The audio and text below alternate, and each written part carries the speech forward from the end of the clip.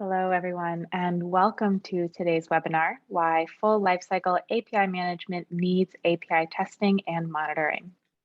My name is Susie. I'm a marketing manager at Sauce Labs, and it is my pleasure to kick off today's session by introducing our speakers.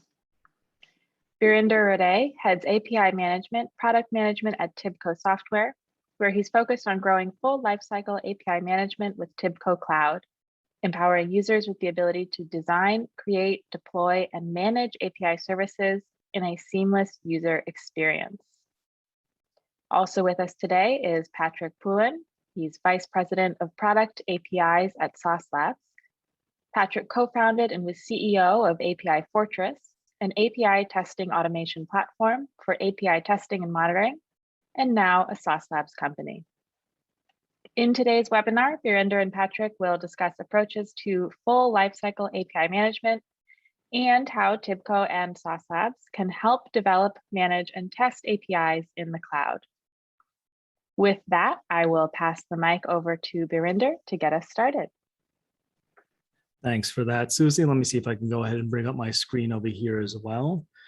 And as I get my presentation started, thank you everybody for joining. As Suji mentioned, I head API product management over at TIBCO Software. I've been with the team for a number of years now and excited to be joining for today's session. As we go through some of the content today, the focus of some of the slides over here will be to get everybody acclimated with some of the toolings and the capabilities that are provided by TIBCO today for API management. We'll focus on some of the various elements that are supported for designing, creating, and publishing, managing API services, and some of the functional testing that we provide alongside that. And then obviously, as we get towards the tail end over there, we'll make sure to talk about some of the integration capabilities that we have in place to ensure that as customers go beyond their functional testing and look towards continuous testing, how we can help ease that process and take advantage of partnerships like Sauce Labs. So just a little bit to get started, TIBCO Connected Intelligence Cloud, a little bit about TIBCO in general. We're a globally trusted partner for more than 10,000 companies. We have advanced software capabilities in spaces allowing customers to both connect their systems, to help integrate various data points, and then also to take those various data points and apply AI and ML technologies to help predict the future. You'll see that in the three pillars that we have on the left side of the screen today, we have a number of capabilities, platforms, and solutions that are available to support each of those initiatives. For today's talk, we'll be focusing specifically on the API management side and some of the integration capabilities that come alongside that to empower our users. To start with that, I wanted to take a brief moment and talk about the responsive application mesh that TIBCO has provided, which serves as a blueprint for customers that are looking to go down the path of any new advanced, event-driven, or modernization efforts for their existing API services. The goal over here isn't necessarily to talk about a specific product or feature, and we recognize the fact that most modern enterprises will have a number of different solutions and technologies in place to support various elements over here. What we wanted to do was lay out the steps that are needed in order to take advantage of those and to see how you could bring them together to truly achieve those goals.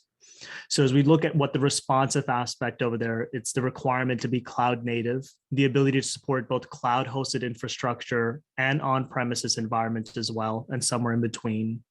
We want to make sure that as you work through various applications, that it's easy to connect services, whether they're all within one same infrastructure or data center, or whether they're integrated across multiple partners and CRMs and infrastructures. And lastly, as you grow that ecosystem of applications, what kind of tooling and solutions are available so that you can easily discover, manage, and apply governance across all of those services in an overarching manner. As we look to visualize that a bit, obviously the landscape becomes increasingly more complex and challenging as you look across what it really needs, what it really means to be able to take on that kind of an initiative. And the main elements that we'll be focusing on over here today is how we can help govern APIs that are both providing outer API services, or commonly equated to business APIs, those that are consumed by partners or applications as an outward service, the connection integration points in between, so that if you're building value on top of existing APIs, or if you're creating new APIs altogether from databases and data stores, how we can help with that. And then also for the inner API level, where you are looking to manage, create, or augment existing API services purely to serve low-level functions, regardless of how they're then reprocessed or used at a business level. All of these elements are going to require key functionality support across the software development lifecycle. And that's where we look at a bit about the vision for API management. And you'll find that beyond the core features and capabilities that we'll walk through as a part of our demo today, is we want to expand that concept beyond distribution and management and productization of APIs, but to really empower diverse sets of personas, so that regardless of whether you're an API developer, a consumer, or a product manager who's working in that ecosystem, that you're being given the right set of tooling and capabilities to be successful at your job, while maintaining any kind of enterprise level governance or standardization that needs to be enforced.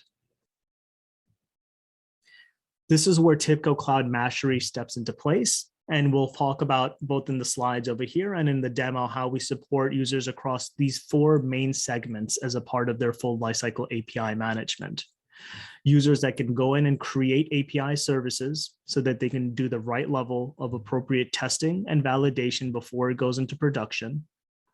The ability to productize diverse sets of APIs so that they're productized and packaged for different types of consumers, whether they're internal employees or resources, external third-party developers or partners, or a combination thereof. And then the ability to apply any kind of access controls, authorizations, or authentication workflows to ensure that the right type of user is being given the right level of access to your API and their data points. Finally, once those data points are out there and APIs are being consumed, what kind of tooling we provide to actively monitor and analyze that traffic as it comes through, so that you can understand not just the performance of your program, but the health and the general growth segments that you can look to either reinvest or grow efforts across. A little bit about why enterprises choose TIBCO today.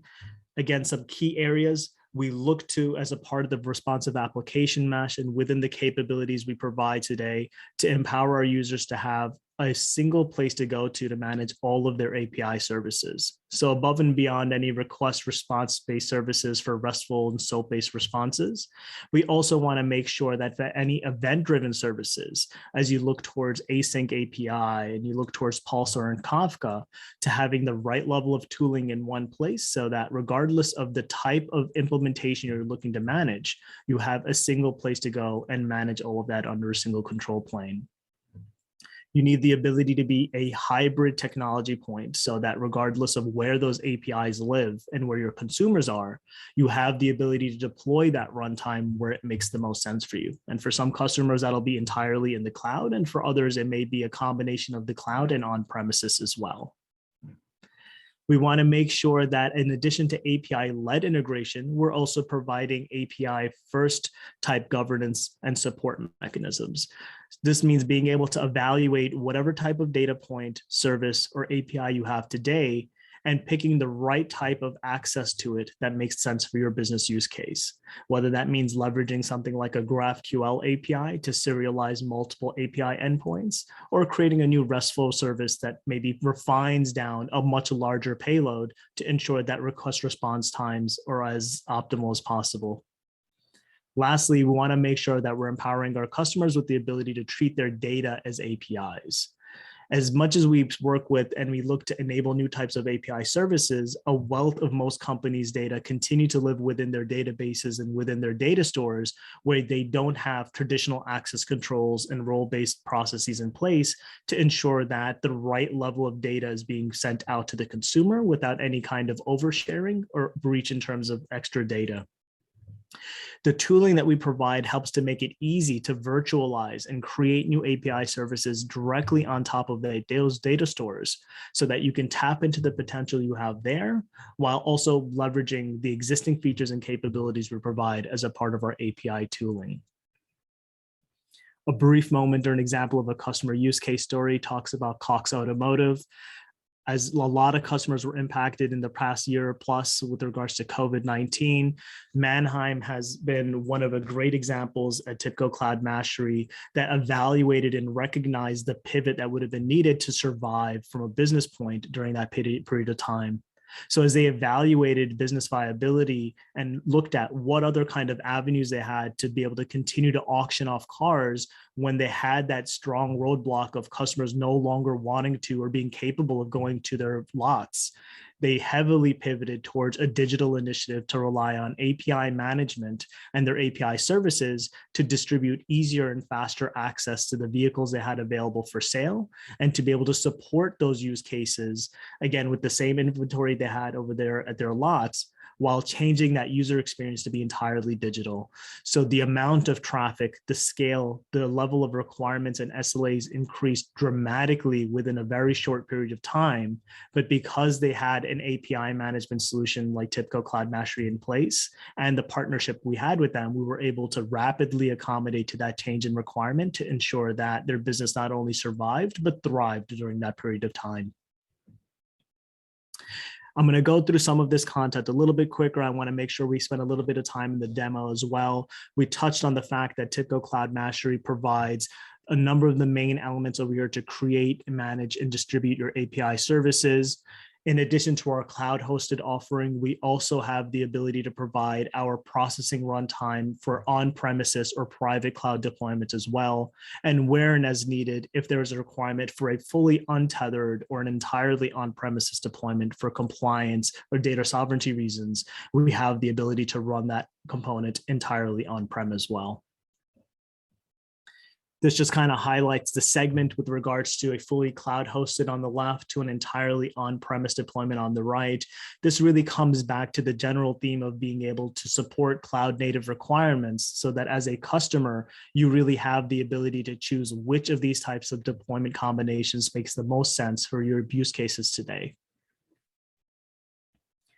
Last slide over here, just kind of a visualization of the personas that we evaluate as we look at the way traffic is generated and how it's routed. You'll see it that at an app level for somebody who's creating a consuming application, the mechanisms and toolings they have to discover and access and onboard to API packages and products. You've got your API operators and product managers that are grouping and generating these offerings based off your API developers' efforts and the services they're providing. And in between there, the various types of integration points that are available to support that capability. The goal over here is to really give the right level of tooling and freedom to these individual personas so they can do what they need to do to be successful in their job, while having an overarching ecosystem to really bring in the level of governance that's required to make sure that as that scale grows, there's an ability to easily monitor and manage the program as well. So from over there, I'm going to quickly drop out of my presentation over here, and I'll move a little bit into a demo that walks through some of the features and capabilities that I've been talking about. And as we go through each of these, I'll just clarify that, again, if there are any questions, please definitely feel free to take advantage of the tooling within Zoom, and we'll make sure to get towards those towards the end of the presentation today. So I've gone ahead and I've signed into TIBCO Cloud over here, and you'll find that at my main landing page, depending on the features and capabilities that I've enabled as a part of my account, I can jump right into my API section. And from over there, you'll find there are 4 main sections we can go to. We're going to start off in our API model and mock section, which is where if somebody was going through an initial experience to create a brand new API, is where they would go to get started. And so for this, I'm going to jump right into an existing specification that we already have to save on time. And you'll find it's a fairly simple API. We've set up a GET request and a POST request. We have the ability to modify the naming and what types of URL parameters we'd like to expect as a part of the request for the service. We have the ability to also go in and start defining the types of responses we'd like to actually see coming out of that API as well. What this allows us to do as API developers is to take in a set of business requirements from our stakeholders, easily create a mock service and specification so that firstly, we can validate that it does indeed meet business requirements, and also go through a collaboration effort with business or other development teams to make sure that the structure and the foundation of that API indeed matches what you're looking to deliver. And you can either do this by designing it by hand over here, depending on your level of comfort and experience, or you can generate the schema directly from some sample data. So if you have a JSON response or a formatted set of data that some type of service or business requirement is looking for, you can rapidly create the schema directly off of that content. Once this is done, you have a few different options over here. Is firstly, you can go ahead and look to preview this API specification that you've put together. You can look at what types of documentation is made available, what are the required fields or variables. And if this looks good to you and you have the ability to share that with other consumers as well, is you have the next step to actually deploying a mock application as a part of that service. And you'll see that if I hover over the option over here, firstly, we have the ability to create a mock application. We also have the ability to export the specification file as well, which will come in handy as we look to some of the handoff to Patrick's demo a little bit later on about how you can take that to start off your journey with regards to implementing a more continuous testing lifecycle as well. So if I go ahead and create this content application over here, I'm just going to add in some unique variables and set to create that application. What's happening over here now is from this sample specification that was defined, reviewed across multiple teams, I'm actually generating a real live API service. And what I can do from over there is help to speed up my development and turnaround process so that rather than having to wait another X amount of cycles for integrating to backend databases or other technology stores where that data point may come from, I can hard code in a series of different types of responses, either for happy flows or negative use cases, so that I can pass it back to, let's say, a front-end development team. If that specification is indeed locked down, regardless of the type of data that eventually comes back, as a front-end developer or as a business user, I can now, in effect, take this endpoint, which is now publicly accessible, start viewing and testing it over here. And based off whatever is defined, I can actually issue parameters over here and start testing it out. This dramatically improves the amount of time that is needed to get a service like this from the testing to go live phase, while putting into effect a more agile approach for putting different teams into queue where applicable. Now, if I come back over here for a moment, you'll see that as a part of this endpoint that's been deployed, we also now have the ability to mark this endpoint as available within the TIBCO cloud as a part of a private service. What this helps to do is two things.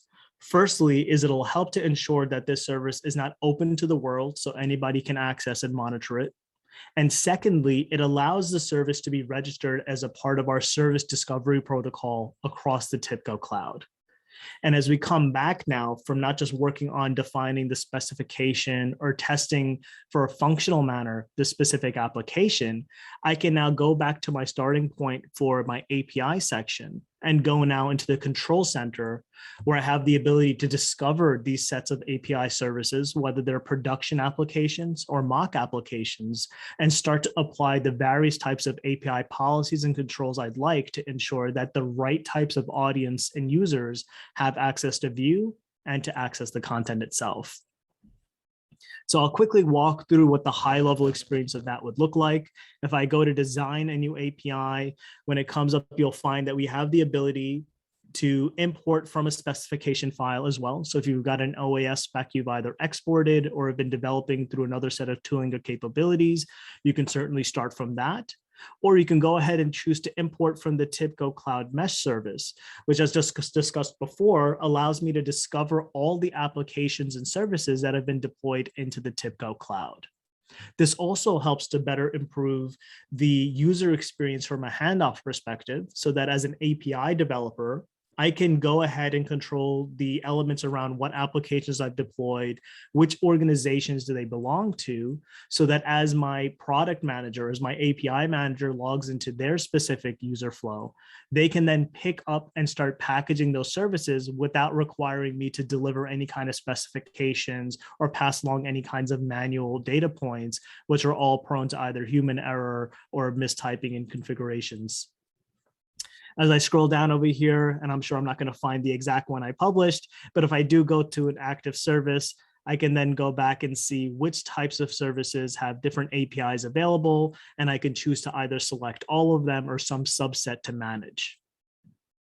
Once you've gone ahead and you've selected that API service, you can then start to go in and manage the API endpoints you've defined. So if I select this bookstore example, we'll start in domains and traffic routing. We'll find that the endpoint has already been discovered as a part of our service discovery layer. We can start to define what types of front end facades we want to expose so that as an API consumer, where would I be making my requests against? And I can begin to annotate, serialize, or add different elements based off who I'm targeting the service for and how I'd like to make sure it's both human readable, but has some kind of standardization applied. I can then step through the other segments around policy controls for access control to define what type of API service is this? What types of authentication do I want to enforce? Should it be something as simple as an API key for more monitoring records and less around security? Or is it because of the data that I'm providing as a part of the response there, something where I want to require an OAuth token or some kind of hash or signature to be included as well? You can step through a number of other segments over here. In the interest of time, I'm not going to go through each of them, but I did want to talk about a couple more elements. Firstly, around performance acceleration, TIBCO Cloud Mastery provides the ability to serve as an edge cache so that if you do have data that is not updated very frequently, and a good example of that would be something like a product listing page that might only be updated once a week or once a day, it would help to augment that traffic so that it's served closer to the edge directly from the layer that Mastery hosts for you. And this way, not only do response times become improved by removing that additional hop in that sequence, you also free up those resources from your backend environment so they can be reallocated to processing and handling other API traffic. Last but not least, under more settings over here, you have a great deal of confinements and controls you can put into place to determine how much data is being persisted or dropped off at various segments of that API transaction. You may want to pull out specific headers. You may want to inject new ones. So based off your business requirements in your use case, you have the ability to control which of those elements are being added or excluded. And again, this may come down to what environment or consumer is being targeted. An internal test environment may want to have a level of API credentials and debug details included, whereas for production users, you may want to pull out extraneous details to keep that payload response as lean as possible. Once that API has been designed and specified, the next element is to come back and to understand how you can then productize that API and make it consumable. To do that, you can create a new package. And from over here, and rather than that, I'm actually going to jump into this demo pack 1 to save on time. And you'll see I've got a silver plan and a gold plan. And if I go into the silver plan over here and the plan designer, you'll see that all of the API services that are available, I can go ahead and start scrolling through and picking which types of services, endpoints, and resources that have been defined that will become consumable as a part of this plan. So true to the name, perhaps the silver plan only offers access to these 3 services. If I step back to the gold plan, I then have the option to add on an additional set of API services that either provide new data elements or additional types of API access for either granular or more broad data response. From over there, we have the ability to enforce key rate limit throttles as well, so that depending on your backend capacity, your service level limits, or any kind of monetization strategy you're putting into effect, you have the ability to control how often and how many times somebody can make an API call, depending on the package and the plan that they've subscribed to. And in addition to that, you have the ability to create exceptions where is needed, so that if a specific package key or consumer needs to go beyond their allotment, you have the ability to put in any kind of one-off customizations as needed.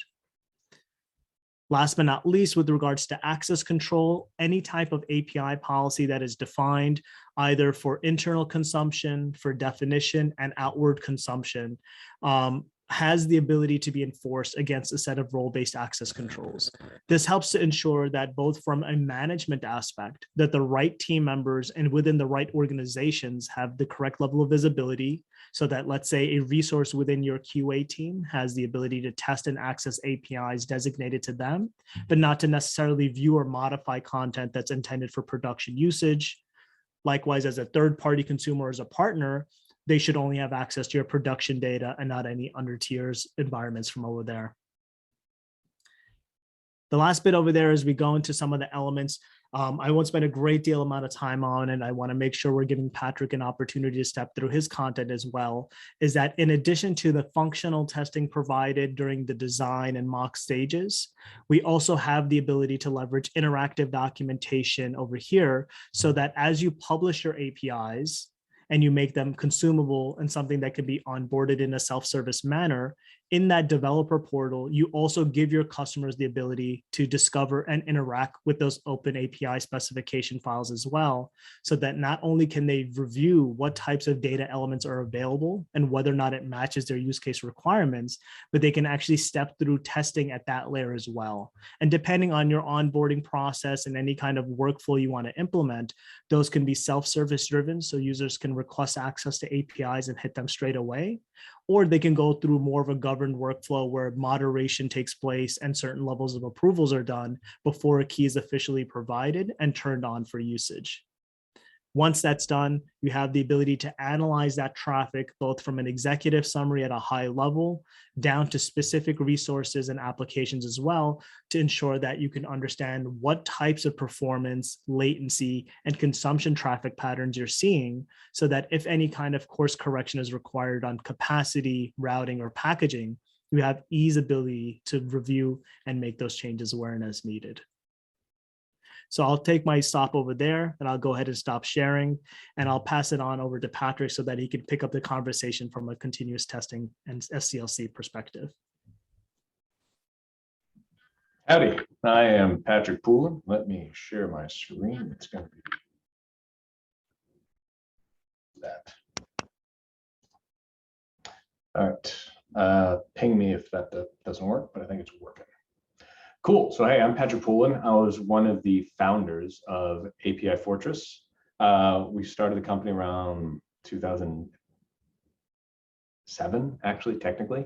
We started around then, and our goal was really just to find a way to help companies test better. Because the main tools in the space that people were using at the time, and it's still true, shockingly, is SOAP UI, which is, it's been out there for a while, but it's not too contemporary, and then Postman, but Postman's focused on a lot of stuff and not necessarily testing specifically, and that's what we wanted to focus on.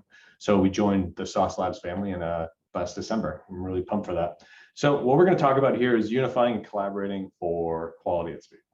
Basically, like, you are designing and building these new APIs, but to do the whole continuous feedback loop, there's a major part that's missing, which is testing and monitoring.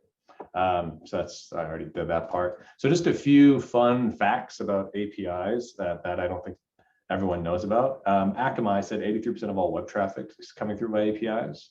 And Gartner said that 95% of security issues are actually the customer's fault. And so what I'm talking about there is quite literally, so we have a blog, apifortress.com/blog, where we write up about 3 of those instances. But it's quite apparent that those security vulnerabilities, quote unquote, were actually just people messing up or something not being tested functionally, which is a problem. So as you see here, Twitter exposed 17 million people's phone numbers. That was just because they didn't test, they hadn't considered the impact of all of their endpoints working together. The India public utilities, they had no rate throttling, and they made a private API public. I mean, that's just a human error. And then the United States Postal Service allowed you to search by a wildcard, so you can get everyone's information. That's just a basic functional test that would have caught that. So those are the sorts of things that we like to focus on, in that people want to talk about API security and they think it's this big, ominous, super platform that has to do it. But it's actually the majority of these mess ups can be caught with just strong functional testing and strong monitoring.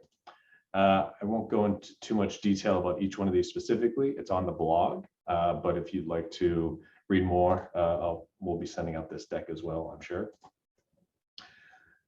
So the big thing for us is like, what is continuous quality? And so for us, at its core, it's creating functional integration tests.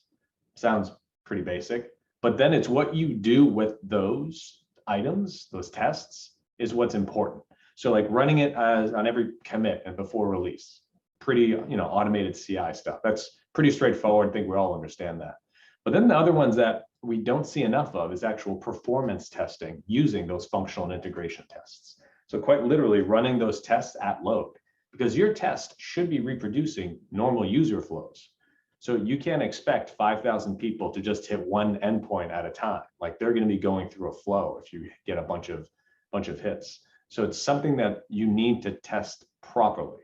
The other part is production monitoring. So like, there's a lot of platforms, including TIBCO themselves, they do production monitoring. But what we mean about that is like actually doing functional and integration production monitoring, making those your monitors as well to validate that people can complete like an entire transaction. So one thing that we have noticed, and it's one of the core tenets by which we started building API Fortress, is we've noticed that there's a lot of siloing. So like one team is developing the APIs, they'll write a couple tests for it, and then that just goes live, and that's sort of all it is. And the thing that we've noticed being in this industry now for 5 years and working with like huge enterprises, is that they need to involve their QA team more, or just involve more testing. So what we're noticing is if you're just creating a bit of a smoke test API test, that doesn't test enough. Again, on an API level, you can reproduce an entire user flow. So our suggestion, and the thing that we've seen work the best at large organizations, is the engineers write basic functional tests themselves, but then the QAs are able to pick up on those, or just an SDET, or just someone extraordinarily focused and professional and efficient at creating a robust testing environment. They pick those up and then build on top of it. So what that allows you to do, and why like it's important to go with like some sort of cloud platform or platform that works collaboratively for all the departments, it allows you to continue that entire feedback loop between all the departments. So like developers backend engineers build the APIs, they push it live, the QAs then grab it from there on staging, and then really start building out that entire test suite, because it shouldn't just be some functional test, it should involve a lot more. So what's been really exciting is that with platforms like TIBCO and some of the others, is you can actually like design and build these APIs, and then you have the ability to export an open API or a spec file. And that is a great starting point by which to start your testing journey. And so these are the three most common ones. There's also RAML and some others, but Open API and Swagger are really the two best ones currently in the market. So from there, what's positive is that you look at your API. So like this is a basic API call, one of our staging demo ones, and you should be looking at this in a lot of detail. So what you see there is like quantity is 5. Well, you shouldn't just be saying like, hey, so the object of quantity should exist. You should know that it's actually like it's an integer. It's like that's those sort of tests that we're thinking of. And beyond that, you should be going into the business logic of what this API should achieve. So for example, like this is the first one is a baseball cap and the price is $29.99. Well, if you choose the right platform and you have the right minded team, they should be looking at things like, hey, if the category is head, it's probably a hat, and the price for a hat should probably be never less than $10, but never more than $60, let's say. And so at that point, you're going beyond just rote memorization and learning of what you have there. What you're actually doing is looking at the business logic of the API. And that's the part that's really important, is making sure you have the right people to validate that business logic, as well as just, quantity is a 5 and ID exists. Like you can probably know, like image URL, you should always be validating that it's a properly formed URL. We actually had a customer, this was back at a previous organization, whereby their URLs were they missed the entire HTTP part, and the way their system worked, it just wouldn't resolve the URL at all if you didn't include that. And it wasn't always, or just sometimes, but because they hadn't been catching and testing that specific object in the way they should have been, they were getting dropping conversion numbers, and they didn't know why. Because it's one thing if it happens constantly. It's really easy to know when your API is up or down. That's clear, and you'll know it immediately. The thing that's unclear is when there's a small issue that affects 1% of your customers, but that also leads to 1% drop in revenue, and it could just be a comma in the wrong place. And so at the start is you create this functional test. It could be the engineers that build the functional test. It could be another department, but the very start should be building a functional test that also validates some of the business logic, the API. And then the real nuance starts to get involved. Then what you should be thinking of is a lot of organizations, they can reproduce an entire common user flow at the API level, and your test should be doing the same thing. And I'm not talking about just doing a test for search, and then next you run a test of add to cart. It should be one continuous flow all in one test. So doing that search, adding to cart, checking out, all in the API level, that's another type of test you should be creating, a full end-to-end test that reproduces user flows. And so what it does is it actually it goes through those API calls one by one, adding to cart, checking out. That is the best possible integration test.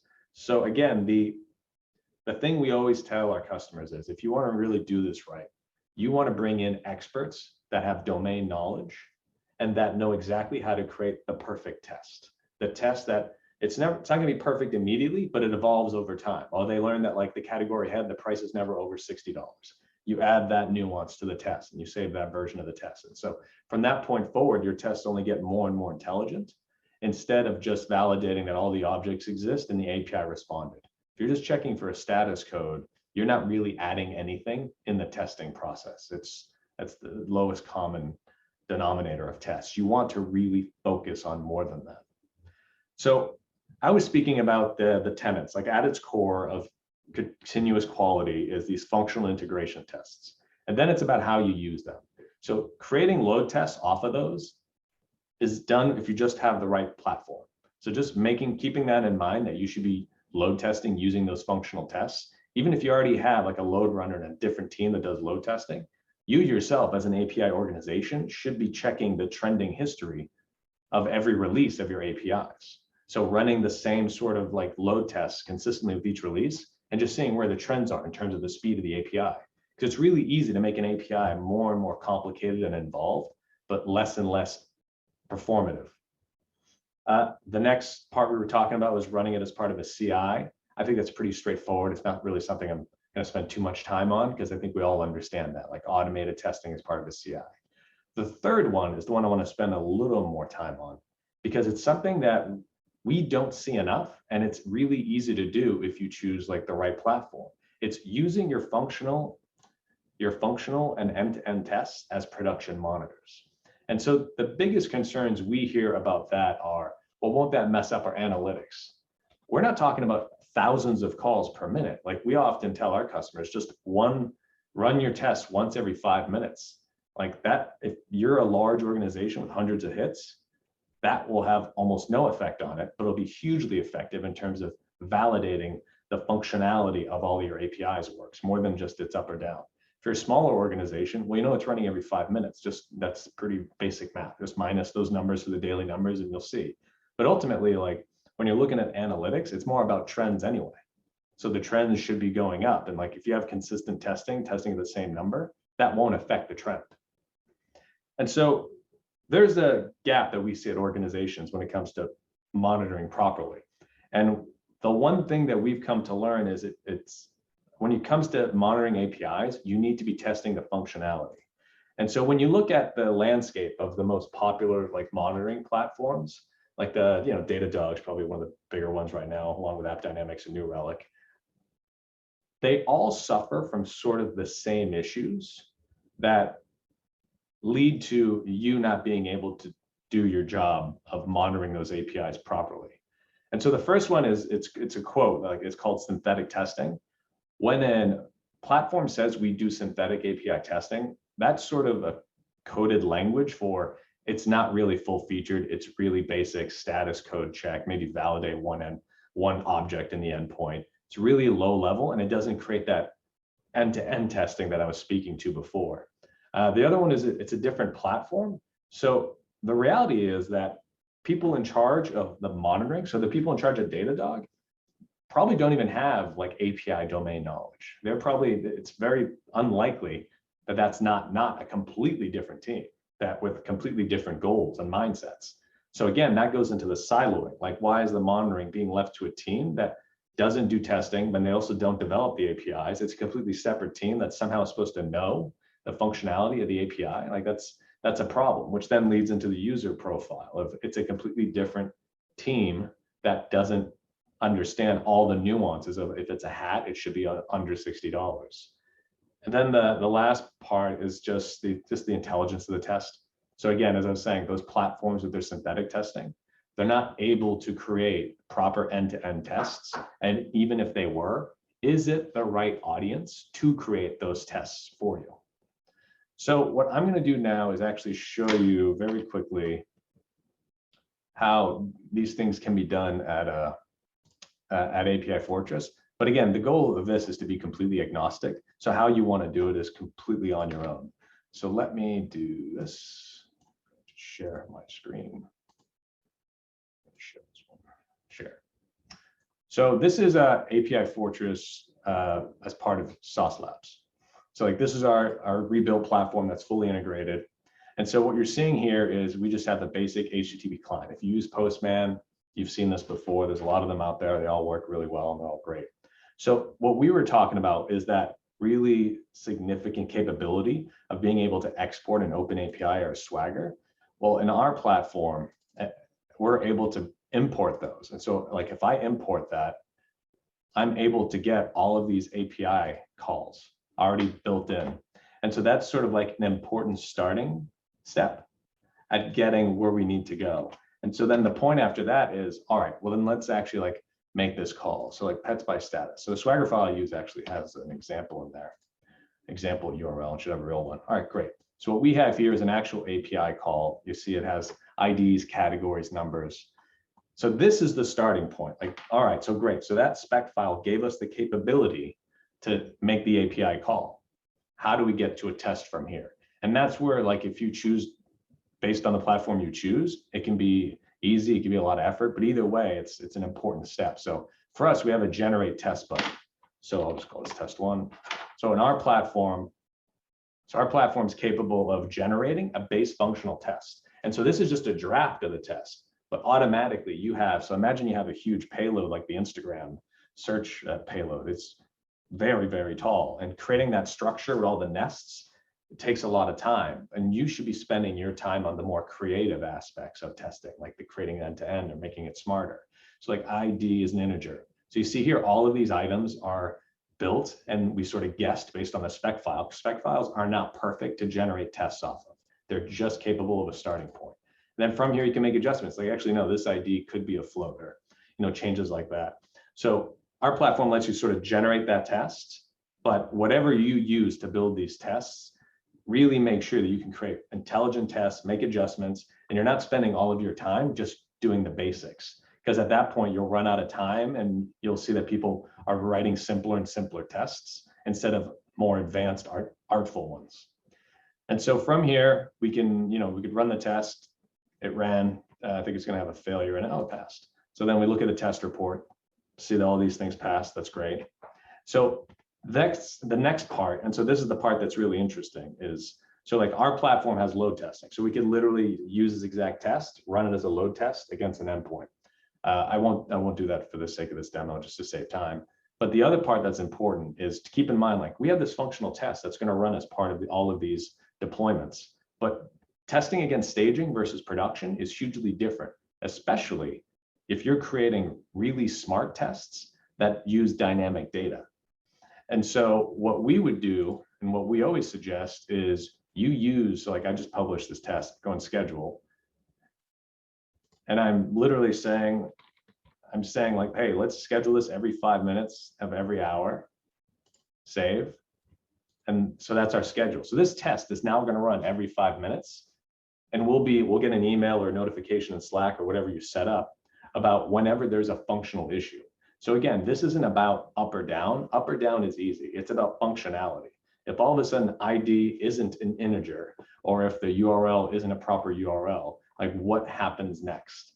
You need to be notified. But the problem is you can't just test that against staging, because staging has fake data. Oftentimes organizations, their data comes from actually what consumers type in, and what they type in might be leading to the issue. Or if you have a data entry team, they might have an issue that ends up you are selling flights for $1 or something. That's a sort of advantages you get from production monitoring. And so I'm going to just sort of wrap this up with a couple of the key points of what we suggest for our customers always. And that's just sort of the best practices. So really how to create the best tests possible. So again, you'll remember that, you remember we were talking about like what at its core, like you create functional tests and integration tests, and use them to be your performance tests as part of your CI, and then as part of your monitor. And that's the thing I really want to reinforce here, because it's like there's a lot of great tools out there, but you really want to use the same tool and be pushing out on that. And then in terms of the best practices, some of the basic suggestions we have is obviously you test everything. So not just the endpoints, but like integration flows and things like that. Test the data. So like more than just ID exists, but like, is the ID afloat? Is the price within the range that you expect? And monitoring. So these are just the basic best practices that we always suggest. And so creating that as quickly as possible is a nice positive, because then as the days goes on, your team could start iterating and making the test smarter. And then you get to the point of like variabilizing these tests. They're reusable against any environment. Business logic, as I spoke to. Dynamic data is a big one, like trying not to use the same CSV over and over again. If you have a database, you should be using it. You can turn a database into an API and then use dynamic data. So you make you search for product IDs and then you randomly pick 500 of those product IDs. Those are the sorts of tests that really bring you to the next level of creating that powerful feedback loops that it doesn't delay releases, it just catches stuff quicker. Integration tests as well. And then, confirming the response matches the request. This one is fairly interesting. And this one actually would have been a very valuable thing for the United States Postal Service security breach. So when you search for Patrick Poulin's things, the response should exclusively be Patrick Poulin's things. If you search for wildcard, they would have seen like, well, there's no wildcard like this, there's something messed up here. So it's doing something even as simple as that. It sounds simple, but more and more we see customers not doing that. And it's becoming problematic long-term, because if you don't put in those good processes and you don't pick the right platform early on, you just start digging yourself more and more into a hole. And one of the biggest issues we see today is people went so deep in one way, they have to restart to get out. Because if you choose one platform or one language one way, you have to make sure that long-term it's going to be what you want. So if your engineers are writing tests and they're writing them in JavaScript, but your QA team can't quite get a great grasp on JavaScript, you need to reconsider what you're using, because you want to get rid of that siloing and make sure it's collaborative and it works for everyone. So it's a much larger scale decision than just, well, Patrick over there started creating a thing and we're just going to have other people try to use it. Like, don't be afraid to tear it all apart, because long-term, it'll be even more difficult to undo what you've done up to that point. So that's it for me. Susie, did you say there are some QAs? Yes, there is. Thank you, Patrick, and thank you, Brinder. Really appreciate both of you walking through those presentations, those introductions to the various platforms that we're talking about today. We do have about just shy of 10 minutes for Q&A. I've got a few questions here, and also if there are other questions from our audience at the moment, welcome those to continue coming in. We'll answer as many as we can. Patrick, just to start off, we did get a question that came in during your demo, I believe. An attendee is curious where the Slack integration is configured for alerts. It might be helpful to just go back and take a quick look at that, if that's something you're able to show. Let me take a look at that right now. I don't even know if I Great. know where it is. Give me 1 second. Yeah, absolutely. For the Slack connector, if you go into one of your projects, then you'll have multiple options at the top, like tests, HTTP client, dashboard. There's one called settings, and then there's a connector section. And so it's actually something we're still building out. So API Fortress for Sauce Labs. So if you go to saucelabs.com and log in, that version of API Fortress is still being, it just got deployed and it's in a technical preview. So it's free for everyone. Use it as much as you want because we're still catching up in terms of feature parity. So the connector section is about to get a big rebuild. So that's why it might be a little hidden. Sorry about that. But it's in your projects under settings, under connector. And I saw someone asked to see the load testing. I'll see if I could get to it. Yeah, great.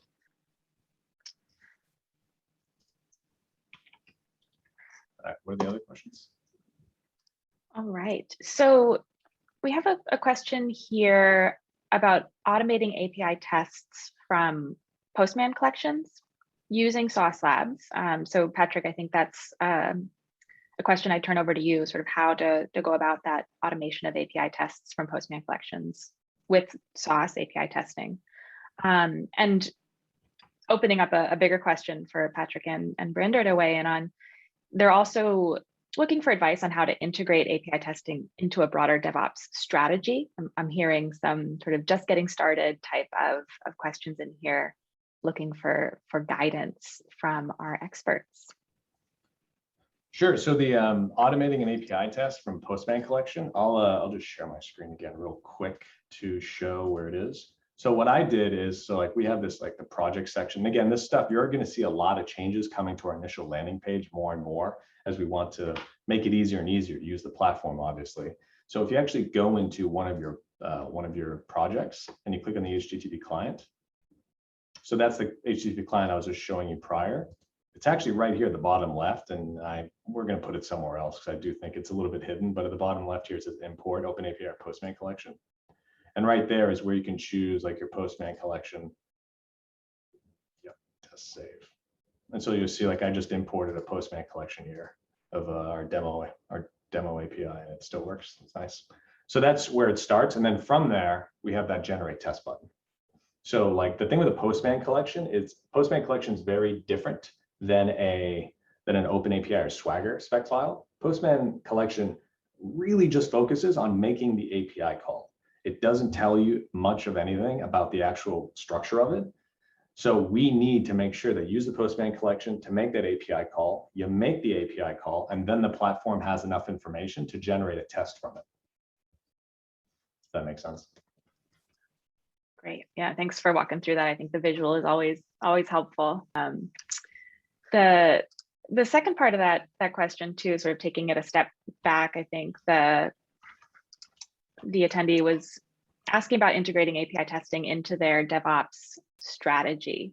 I think that's a big question. There's probably a lot to unpack, and it probably depends case by case in a lot of ways, but are there any general guidance or best practices from either of you in regards to API testing, monitoring, and thinking about a company or a team's DevOps strategy?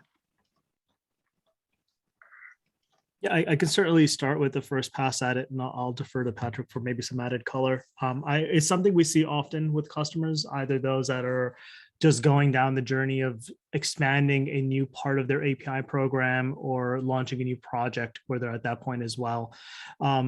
Patrick touched on it earlier on with regards to reviewing, not just for the short-term goals, but for the long-term use case of the project, picking out the right sets of tooling so that with a little bit of that investment up front, you're avoiding wherever possible any kind of potential monolithic type development initiatives. So if you can leverage a pipeline or a workflow that meets your requirements, my guidance would be to look to wherever possible leveraging a streamlined workflow to help lift and promote those configurations through the various stages. So if you've got an internal development staff that then passes it to a QA team, that passes it to a unit test control organization, as much as you can invest to help automate that workflow, it makes any kind of change management or governance type processes later on much more enforceable. And you always have the elements that allow you to utilize UIs and interfaces for kind of monitoring or for different sets of personas, but having that kind of a continuous integration CI/CD type approach to it really helps to remove any kind of manual human intervention and lets you kind of grow out and then put in any kinds of changes later on, right? If you want to have one piece branch off and do continuous testing, you want to have another one branch off, so it's a feedback loop to doing additional change management processes. It's more of an annotation rather than a large shift to the overall workflow. Thank you. Anything you want to add there? No, honestly, that's perfect. That's exactly what it is. What I do want to say though is that actually I could show the load test. So I know someone asked to see what load testing looks like. So I'm going to do that real quick. Share. So these are like, so you can create a new task. We could actually just choose a project. So like the demo API project, we use an existing test, demo test. Then we could say like, hey, let's run this thing for 20 seconds, ramping up over 10 seconds. That's not what you should do. You should probably do 5 minutes, ramping up over a minute.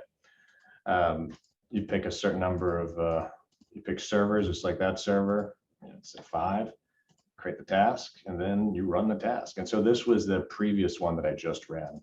It's like, this is the doc for that test I just ran. It shows you sort of like the latencies, the peaks, the fetches, like the general like success rates. Like this test, these tests failed a lot because I just picked a random one that probably wasn't working. But actually, like what's important about this, and it's something that's a specific nuance of our platform, is that it's validating the functionality during this load test. So you need to know that if 5,000 people hit this flow or that endpoint, that it fails around like 4,500. Those are the sorts of things you need to know, and that's why we think it's so important to do a functional test against your doing a functional test as a load test against your endpoints, because you won't know that.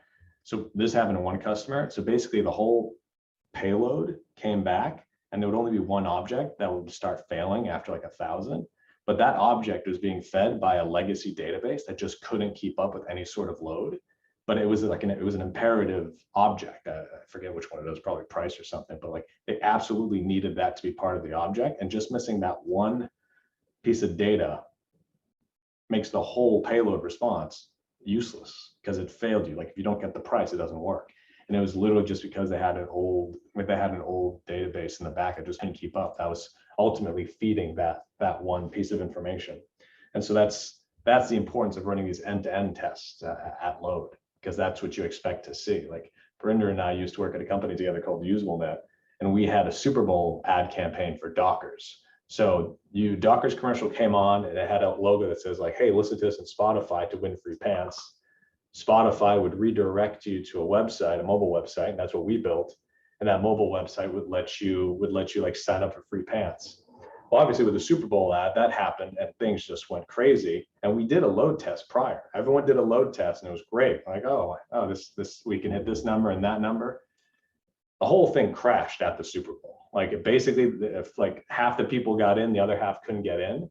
And so what was interesting is like the CDN, I won't call them out by name, they failed first and we failed second. And so we got off the hook. Everyone thought we were fine because they're the ones that failed first. And we were just like, well, we could have kept up, but like one more hit on our servers and we were going down as well. But like we had done a performance test, but we really hadn't done one. Like they just ran like a load runner basic script, just, we just hit it 10,000 times, we're good. They really hadn't tested what that flow would be like. And it led to a bunch of people being very mad they couldn't enter the opportunity to win khakis, but so they're just khakis, so it's not that exciting. Yeah, well, sometimes the stakes are higher than khakis, I think, and Patrick, that's a fantastic story example of the importance of a lot of what we're talking about here today and why we're taking time to really dig into it. I know we had a couple of other questions that came in advance, and I apologize that we're not going to have time to get to those since we're a couple minutes over our hour. But if there are additional questions from anyone here, please feel free to reach out to Sauce, to TIBCO. We will again follow up with more information, resources, contact details, so you can follow up with any questions or other information that you'd like to get from us. But to respect everyone's time here, I'm going to close us out. And again, Virender, Patrick, thank you for those great presentations, for sharing all of your thoughts and expertise today. And on behalf of Sauce Labs and TIBCO, thank you everyone for joining us, and hope you all have a wonderful rest of your day.